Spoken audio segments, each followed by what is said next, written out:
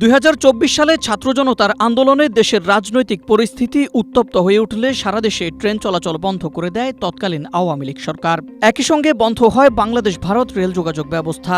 তবে আবারও রেল যোগাযোগ চালু করতে আগ্রহ প্রকাশ করেছে ভারত। কিন্তু এর আগে ভারত বাংলাদেশ ট্রেন চালানোর জন্য ভারতকে বাংলাদেশের পক্ষ থেকে 3টি চিঠি দেওয়া হলেও তার কোনো জবাব মেলেনি।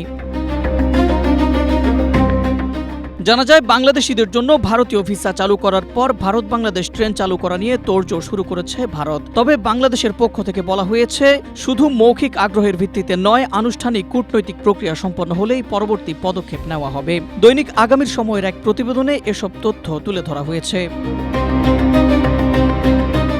প্রতিবেদনে বলা হয়েছে, দুই দেশের মধ্যে রেল যোগাযোগ আবার চালুর সম্ভাবনা তৈরি হলেও তা নির্ভর করছে চিঠির আনুষ্ঠানিক জবাব। স্ট্রবেরি সুপার ডটেড ও ক্লাসিক ভ্যারিয়েন্ট সেনসেশন জাগুক শিহরণ। কূটনৈতিক সমন্বয় এবং নিরাপত্তা সহ সংশ্লিষ্ট সব বিষয়ে সমঝোতার উপর পরিস্থিতি এমন, এখন ট্রেন চালাতে চাইছে দিল্লি, আর ঢাকা চায় আগের 3 চিঠির জবাব। তা না হলে ট্রেন চালানোর প্রস্তুতি নেবে না বাংলাদেশ রেলওয়ে।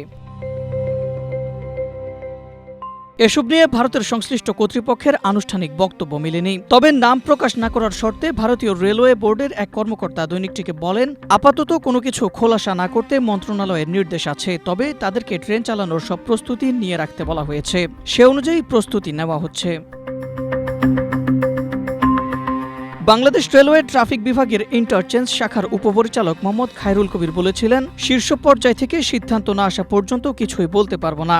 ভারত চিঠির জবাব দেবে কিনা এটি তাদের বিষয়। আমাদের যা জানানোর তা বলা আছে, বাকিটা তাদের হাতে। এর থেকে স্পষ্ট বোঝা যায়, ভারত বাংলাদেশের পূর্বের চিঠিগুলোর জবাব না দেওয়া পর্যন্ত ভারত বাংলাদেশ রেল যোগাযোগ আগের অবস্থায় ফিরে যাবে না। Ahmed Imtiaz, Asia post.